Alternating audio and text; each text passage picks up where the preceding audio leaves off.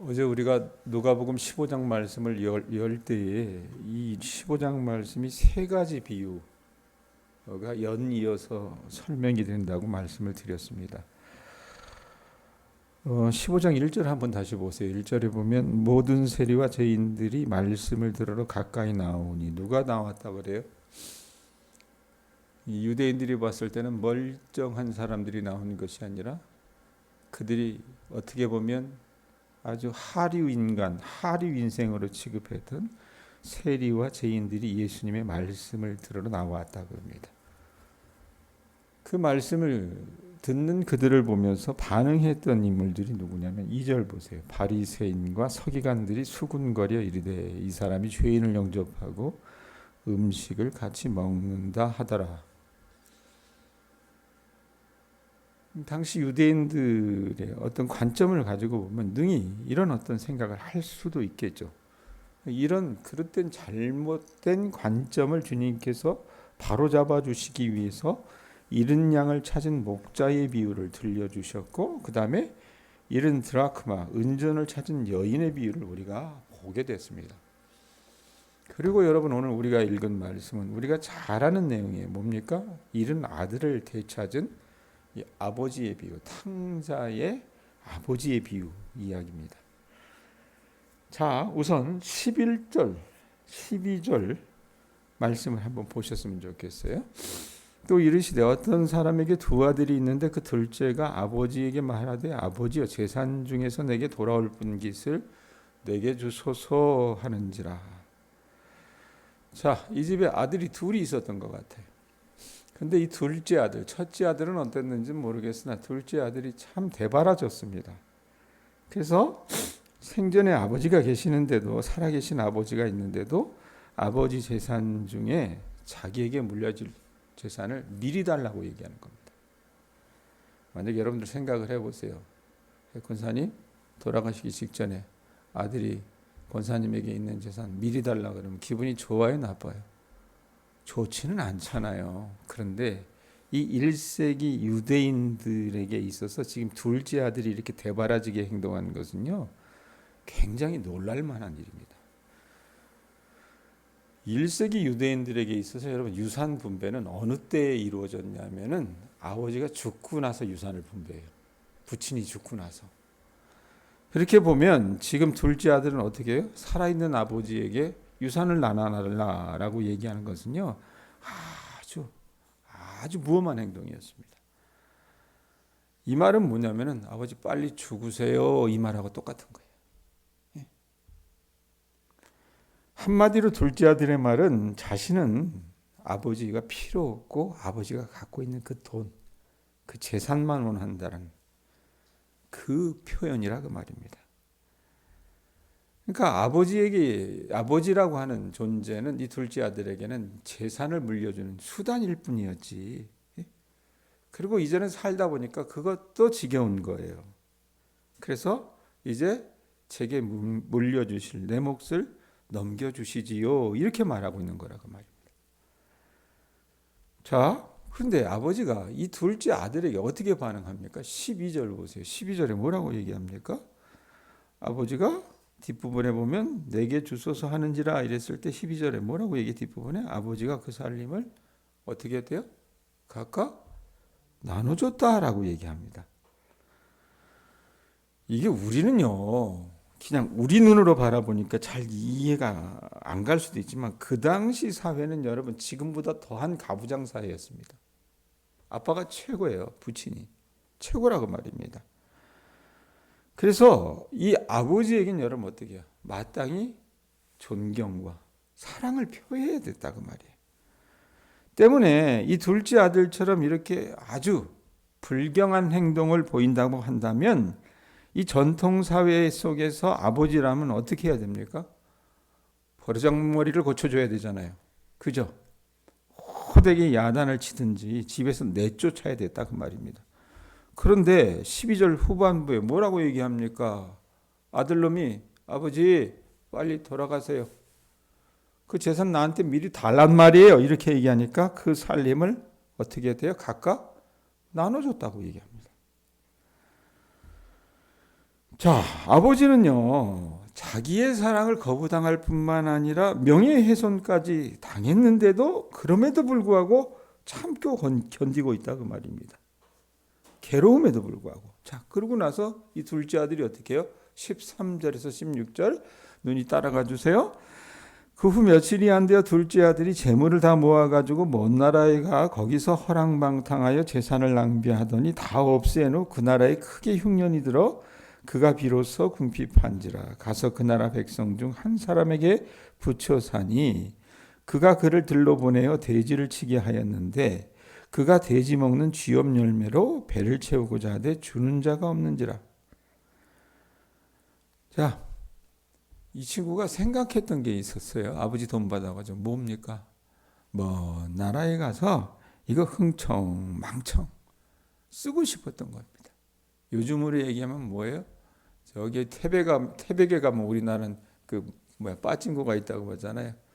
슬롯머신 착착 돌리면서 예쁜 아가씨 여러분 같이 있으면서 돈 쥐어주고 이러면서 금세 전 재산을 다 날려버린 거예요. 그러니까 이 사람이 어떻게 신세가 금방 어떻게 됐다고 말합니까? 말씀해 보면 어떻게 됐다고 말해요? 15절에 보면 돼지와 같아졌습니다. 돼지만도 못하게 된 거죠. 그래서 주인이 돼지에게 가져다 주는 그 먹이를 먹는 그런 신세가 됐다고 말입니다. 근데 그것조차도 없어가지고 어떻게 배를 탱탱이 골아야 되는 그런 상황 가운데 이 둘째 아들이 놓였어요. 자, 이렇게 하루아침에 어떻게 급전직하로 떨어지는 삶을 살다 보니까 손에 뭐 돈이 있어야죠. 다 흥청망청 써버리고 나니까 이 아들이 어떻게 해요? 깨닫습니다. 아, 내가 이거 단단히 잘못했구나. 17절 보세요. 뭐라고 얘기합니까? 17절 말씀. 이에 스스로 뭐 했대요? 돌이켜 이르되 내 아버지에게는 양식이 풍족한 품꾼이 얼마나 많은가. 나는 여기서 줄여 죽는구나. 혼잣말로 계획을 세워요. 자기가 한탄하면서 이건 내가 단단히 잘못했구나. 그래서 돌아가야 되겠다라고 생각하면서 자기 딴에 계획을 세우는 게 18절 19절에 나옵니다. 18절 19절 말씀 보세요. 뭐라고 얘기해요? 내가 일어나 아버지께 가서 이르기를 아버지 내가 하늘과 아버지께 죄를 지었사오니 지금부터는 아버지의 아들이라 일컬음을 감당하지 못하겠나이다. 나를 품꾼의 하나로 보소서. 자기 딴에는 여러분 이게 뭐예요? 참 어떻게 보면 나쁘끄럽잖아요. 살아야 되겠으니까 그래도 아버지에게 가야 돼요.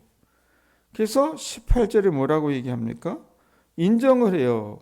자신이 죄를 지어서 자기 아버지의 자격이 될 그 자격을 잃어버렸다는 것을 자기 입으로 고백합니다. 인정을 합니다. 자, 그 다음에 뭐라고 얘기합니다? 뭐라고 얘기합니까? 염치불구하고 둘째 어떻게 합니까? 자기를 뭘로 봐달래요? 품꾼의 하나로 봐달라고 얘기해요. 자식으로 봐달라는 게 아니에요. 종이 아니고 품꾼의 하나로 봐달랍니다. 이게 아주 구체적인 요청이라 그러는데 그 당시 여러분 종은 어땠냐면 우리 옛날의 모습들처럼 주인 집에 살면서 일했지만 품꾼은 그 주인 집에 살지도 못합니다. 인근 마을에 살면서 그저 어떻게 해요? 일거리 없나 봐가지고 품삯을 벌던 그런 인물들이었습니다. 많은 성경학자들이 보기에 아들의 생각은 이런 것이었다 그래요. 둘째 아들은 자기 집안은 물론 그 동네에서 수치가 됐습니다. 여러분 우리가 시골에 있으면 제일 힘든 게 뭡니까? 내가 발 때는 그것만 해도 어떻게 사람들이 다 보고 앉아 있어요. 그런데 가령 우리 자식이 여러분 그런 일이 없기를 바라지만 동네 사람들에게 나쁘꾸러운 일들을 당했다고 한번 칩시다. 했다고 칩시다. 그럼 어떻게 해요? 그게 온 동네에 바닥에 소문이 들린다고 말입니다. 근데 아버지고 빨리 죽으라고 하면서 미리 유산 받아갔으니 여러분 이게 어떻습니까? 가문의 수치라고 말입니다. 어떻게 보면 그 아들은요 24절에 보세요. 24절에 그 아버지가 그 아들을 두고 뭐라고 얘기합니까? 이 내 아들은 어떤 아들이었다 그래요? 죽었다가 다시 살아난 아들이라 그랬는데 둘째 아들은요, 어떻게 보면 죽은 존재였다고 말해요. 그래서 유대의 랍비들의 가르침에 따르면은 지역사회 규범을 어기는 사람은요, 옛날에 우리 조선시대 때 어떻게 했어요? 폐륜아들 어떻게 했습니까? 잡아다가 멍석마리를 하든지 조리를 돌리든지 하면서 북을 치면서 두들겨 팼잖아요. 그렇게 해도 이게 뭐야? 마음이 풀리지 않는 그런 어떤 큰 죄를 진 게 둘째 아들이에요. 그렇게 보면 아들이 하려고 하는 말은 무슨 말이냐? 아버지, 제가요 다시 집안에 들어갈 자격이 없는 것을 압니다. 하지만 저를 아버지의 품꾼 중 하나에게 도제로 붙여주신다면 제가 그 사람에게서 일을 배워서 품삯을 벌어서 제 잘못한 것을 조금이라도 뉘우치고 아버지의 빚을 갚겠습니다. 뭐 이런 생각이었던 것 같아요. 이 생각을 어떻게 계속 머릿속으로 되뇌이고 하면서 이제 아버지 집으로 이렇게 조금씩 가까워오는 거라고 말입니다. 자, 그런데 이 둘째 아들이 오는 것을 아버지가 알고 있었던 모양이에요. 어떻게 합니까? 아들이 걸어오는 그 모습이 자기 눈에 들어오자 아버지가 어떻게 해요? 말씀해 보면 어떻게 해요? 예? 보자마자 달려갑니다. 예? 근데 이게 우리 조선시대 비슷한 것 같습니다. 옛날에 전통문화 비슷한 것 같아요. 제가 충청도에서 자랐지만 충청도 사람들은 비가 와도 뛰질 않거든요. 예? 잘 안 뛰어요. 아마 그랬던 모양이에요. 이 중동 사람들도 가부장의 품위가 있었습니다. 집안의 가장은. 그래서 애들과 여자는 달릴 수가 있었지만 지역사회에서 점잖은 기둥이자 어떤 농장의 소유주인 가장은요, 뛰면 된다 안 된다? 안 돼요. 그런데 여러분, 아들이 돌아오는 아들을 보면서 이 아버지는 어떻게 합니까? 달려가요. 뛰어간다 그 말입니다. 그리고 그 아들을 끌어안고 입을 맞추고 있습니다. 자, 이 아들놈이 생각을 했다 그랬잖아요. 자기 머릿속으로 곰곰이 생각해서 내가 아버지를 만나면 이렇게 얘기하리라. 아버지, 저는 죄인입니다. 제가 감히 어떻게 아버지 앞에서 얼굴을 들고 다니겠어요. 그러니까 저를 아버지에게 품삯을 받는 품꾼의 하나로 여겨주셔서 제가 그 사람 밑에 들어가서 일을 배워가지고 아버지한테 이 빚진 것을 조금이라도 갚게 해주십시오. 뭐 이러고 이렇게 중얼거리려고 했는데 아버지가 어떻게 해요? 그 아들놈의 입을 탁 틀어 막는 거예요. 그러면서 어떻게 합니까? 22절 보세요. 22절 보면 아버지는 종들에게 이르되 어떻게 했어요?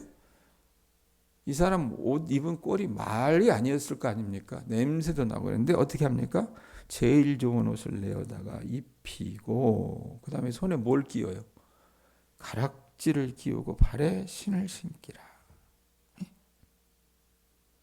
빨리 제일 좋은 옷을 내어다가 입히라고 말합니다. 여러분, 그 집에서 제일 좋은 옷이면 누구 옷일 거예요? 아버지 옷 아니겠습니까? 이게 우리는 그냥 보는데 어떤 의미냐면 그 당시로는 이 아들의 신분이 회복됐다라고 하는 증거입니다. 그러니까 아버지 말은 이런 뜻이에요. 야, 나는 네가 나한테 빚을 다 갚을 때까지 기다리고 싶지 않다. 뼈 빠지게 네가 노역을 당할 때까지 기다리지 않겠다. 네 힘으로 자격을 얻어서 이 집안에 다시 들어오는 게 아니야. 내가 그냥 어떻게 합니까? 아버지기 때문에. 너는 내 새끼이기 때문에 내가 그냥 너를 받아들이는 거야. 내 지위와 명예의 옷으로 내 헐벗은 몸과 가난한 누더기를 내가 입히는 거야. 그러면서 아버지가 여러분 잔치를 배설해요. 23절에 보면 어떻게 합니까? 그리고 살진 송아지를 끌어다가 잡으라. 우리가 먹고 즐기자. 이렇게 얘기하잖아요. 소고기 중에 제일 맛있는 고기가 뭐냐면 송아지 고기래요. 어제도 박학수님 집사님하고 얘기를 했는데 사과나무가 어렸을 때가 맛있다며요. 그러면서 우리가 그랬어요. 사람이고 짐승이고 식물이고 어렸을 때가 가장 맛있다라고 얘기를 했는데 고기, 소고기 중에서 제일 비싼 것이 이 살진 송아지 고기랍니다. 그러니까 우리도 여러분 옛날에 특별히 잔치 때에만 고기를 맛봤잖아요. 지금이야 뭐 먹고 싶으면 사 먹을 수 있겠지만, 근데 그 고기 중에서도 제일 비싼 게 살찐 송아지 고기였다고 얘기합니다. 그 정도의 잔치는 가장 기쁜 일이 있을 때만 벌일 수 있었고, 그렇게 잔치를 벌였다면 여러분 어떻게 가족만 잔치했겠어요? 온 동네 사람들 다 초청해서 알리게 된 거라고 말입니다. 자, 경사가 벌어졌어요. 풍악을 울리기도 하고, 그리고 어느새 말이 퍼져나가서 금세 이 잔치에 흥이 무르익고 풍악과 춤까지 곁들여졌습니다.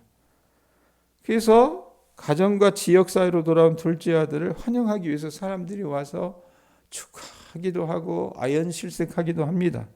얼마나 감격스러운 장면이겠어요. 예? 여러분, 우리가 이걸 보면서 무엇을 알 수 있습니까? 하도 많이 들어서 할 거예요. 뭡니까? 어제도 얘기했겠지만 하나님 아버지의 사랑을 우리가 보게 된다고 그 말입니다. 바리새인과 서기관들은요, 예수님이 왜 세리와 죄인들과 함께 식사하시고 그들의 이야기를 들어주시는지 이해하지 못했어요. 그러나 여러분, 세리와 죄인들은요, 어떻게 보면 이 둘째 아들과 같은 존재라고 말입니다. 예수님에게는. 아버지 사랑을 거부하고 그 명예까지 훼손하는 씻을 수 없는 죄를 저질렀음에도 하나님은 어떻게 하세요? 그럼에도 불구하고 참고 견디시면서 어떻게 보면 속도 배알도 없는 그런 분으로 보인다고 말입니다. 여러분, 우리 하나님이요, 우리를 그렇게 사랑하세요. 백권사님. 속도 배알도 없이 사랑한다고 말입니다. 예? 하나님은요, 우리들이 어떻게 합니까? 반역을 꾀하고 배역한 모습을 보이더라도 우리가 우리 자식에 대해서 사랑하는 것처럼 줄곧 사랑해 주시며 참고 견뎌 주시는 분이 우리 하나님이고, 그게 우리 하나님의 사랑이라고 말입니다. 여러분들이 이 사랑을 기억하실 수 있기를 바랍니다. 예? 그리고 또 하나, 여러분, 우리 하나님은 어떻게 합니까? 아무리 죄를 많이 짓고 배역한 아들이라도 그가 돌아오기를 문 밖에서 기다리고 계셨다는 얘기입니다. 속썩이고 못된 짓만 했던 여러분, 우리가 마음 고쳐먹고 아버지께로 돌아갈 때 나를 기다리고 계시는 아버지 하나님은요, 부끄러운 게 없으세요. 부끄러움을 개의치 않으시고 한 걸음에 내달려 와라끈을 않으시고 당신의 사랑의 감정을 드러내신다고 말입니다. 여러분, 우리 하나님은요, 우리가 회개하고 반성할 때까지 기다리시는 분이 아니에요. 그만한 자격이 없음에도 하나님께서 먼저 어떻게 우리를 받아들여 주시고 내 헐벗은 몸과 가난한 누더기를 덮어주시는 사랑 많은 아버지와 같은 분이라고 말입니다. 여러분, 우리가 살다가 우리 소견에 옳은 대로 그렇게 행동하다가 둘째 아들처럼 어떻게 보면 완전히 탕진해버리고 삶의 궁핍을 경험한 분들이 혹시 계신다면 여러분 괜찮습니다. 이제라도 아버지께로 돌아가시기 바랍니다. 주님 앞에 돌아가기만 하면 하나님은요, 오늘 이 예화처럼 우리를 와라 끌어안으시고 격하게 반겨주시는 줄로 믿습니다. 내 부족하고 창피한 몰골조차도 덮어주시는 그 하나님의 사랑을 경험하는 것이 기독교가 말하는 하나님의 사랑이라고 말입니다. 더하게 우리 하나님 아버지는요, 잔치까지 열어주세요. 네? 그 사랑을 여러분 우리가 이 신앙생활하면서 늘 체험할 수 있어야 된다 그 말입니다. 자, 이 동생이 아버지 집에 양식이 풍족한 줄 알았지만 은혜도 풍족한 걸 깨달은 거예요. 아버지 사랑으로 용서를 받고요, 아버지 은혜에 맘먹을 죄가 없다는 것을 이 동생은요 처절하게 느꼈어요. 우리가 여러분 이 탕자의 이야기를 보면서 정말 어떻게 보면 해프게 사랑을 베푸시는 하나님의 은혜를 발견해 나갈 수 있다고 말입니다. 예수님이 보여주셨듯이 아버지가 사랑으로 아들을 끌어안은 시점은요, 아들이 반성하고 깨달은 그 개가천선 했다라고 하는 것을 입증하기 전이었을 뿐만 아니라 그가 어떻게 해요? 내가 아버지 만나면 이 얘기해야지 생각했던 그 회개의 대사를 읊기조차 전이었다고 말입니다. 하나님께서 우리에게 베풀어 주시는 은총은 내 어떤 공로나 뼈저린 참회라도 얻어낼 수 없어요. 하나님 아버지의 사랑과 우리를 받아주시는 수용은 어떻습니까? 값없이 베풀어 주시는 선물이라고 말입니다. 그거 보셨으면 좋겠어요. 자, 그런데 여기까지는 우리가 잘 알아요. 근데 보면은 이 이야기에서 어떻게 보면 개밥에 도토리처럼 구는 사람이 하나 있습니다. 그게 누굽니까? 25절 보세요. 누가 나와요? 맏아들은 이렇게 나와요. 맏아들은. 동생이 돌아왔어요. 자기 피부치예요. 그랬는데 맏아들은 동생이 돌아왔는데 아버지가 이 동생 놈을 어떻게 받아들여주고 신분을 회복해 준 말을 듣고 어떻게 합니까? 격노합니다. 그리고 아버지에게 모욕을 줘요. 형은요, 자기 딴에는 생각을 한 거예요. 이 아버지가 베푼 가장 큰 잔치이자 공적인 행사에 들어가고 싶지 않았습니다. 자, 큰아들이 들어오지 않으니까 아버지가 섭섭해합니다. 그래서 아들을 설득하기 위해서 자리를 뜨죠. 그리고 나서 타일러요. 그럼에도 불구하고 이 첫째가 완강하게 거부합니다. 그럼 도대체 이 첫째가 뭐 때문에 그럴까? 뭐가 그렇게 섭섭했을까? 29절 보세요. 뭐라고 얘기합니까? 아버지께 대답하여 이르되 내가 여러 해 아버지를 섬겨 명을 어김이 없거늘. 모범생이었습니다. 15장 1절, 2절에 나오는 바리새인과 서기관들 같은 사람이었어요. 자기 딴에는. 예? 그러니까 여러 해 아버지를 섬겨 명이 어김을 없거늘 내게는 뭐도 안 줬어요? 염소 새끼라도 주고 나와 내 벗으로 즐기게 하신 일이 없더니 잔치 한번 해주지 않고는. 예? 이 죽일 놈이 몰골을 그렇게 가지고 왔는데 제일 비싼 살진 송아지를 잡아주지 않나. 그 아이들의 신분을 회복해 주지 않나. 그러니까 이게 이해가 안 갔던 거예요. 이게 천부당 만부당한 일이었습니다. 그래서 나는 죽도록 쇠가 빠지게 일했는데 이 아들은 둘째 놈은 한 것이 없는데 번 것도 없는데 오히려 마땅히 쫓겨나야 될 그럴 존재인데 그런데도 아버지가 어떻게 해요? 그 재산을 퍼주시니까 도대체 나는 납득할 수 없어요. 그래서 홧김에 아버지에게 무리하게 대합니다. 자, 어떻게 반응합니까?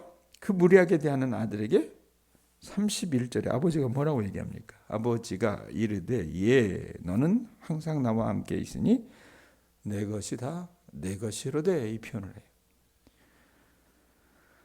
자, 그 시대 남자라면 아무리 큰아들이라고 장자라 하여도 이렇게 아버지에게 대바라지게 하면요 연을 끊을 수도 있었습니다. 그러나 아버지는 이번에도 놀랍도록 자애로워요. 뭐라고 얘기합니까? 예, 너는 이게 여러분 그냥 쉽게 얘기하면 아들아 이렇게 다정하게 얘기하는 거예요. 네가 사람들 앞에서 나를 욕되게 했지만 나는 너도 잔치에 동참했으면 좋겠다. 나는 내 동생을 버리지 않을 것이고 너조차 이럴 마음이 없다라고 얘기를 하는 거예요. 내 말대로 자존심을 버리고 잔치에 들어와 참석하자. 선택은 내 몫이다. 이렇게 얘기하는 거라고 말입니다. 정리합니다, 여러분. 초반에 얘기했어요. 설교하면서 분명히 15장에는 세 가지 비유가 나오는데 그 비유를 여러분 누구에게 말씀하시는 겁니까? 예수님의 언행이 도저히 납득할 수 없었던 바리새인과 서기관들에게 하시는 말씀이었습니다. 그렇다면 우리가 봤던 이 25절부터의 맏아들은 과연 누구일까요? 바리새인과 서기관들이라고 말합니다. 범생이들이었어요. 네? 오늘 우리가 여러분 신앙생활 하면서 여러분들을 사랑하시고 우리의 죄 많음에도 불구하고 우리를 포용해 주시는 그 하나님의 사랑을 여러분 찾아가실 수 있기를 바랍니다. 그걸 해야 돼요. 근데 또 하나 여러분 봐야 될 게 뭐냐면 우리 안에 이런 형 같은 우리식의 의의가 없는지 살펴보셨으면 좋겠습니다. 나는 이만큼 했어. 나 정도면 신앙생활 잘하는 거지. 이래서 우리 주변에 어떻게 보면 연약하고 어떻게 보면 아둔한 그 심령들을 바라보면서 세리와 죄인 취급하지 않는지. 어제도 말씀드렸지만 하나님 아버지에게는 모두가 다 어떻게 해요? 깨물어서 안 아픈 손가락이 없듯이 다 사랑하는 자식들이라고 말입니다. 여러분들이 그런 주님의 마음을 알고 주님의 눈을, 주님의 심장을 여러분들 신체 가운데 이식하고 하나님 마음을 이해해 드리는 주님의 자녀들 되실 수 있기를 바랍니다. 기도하겠습니다.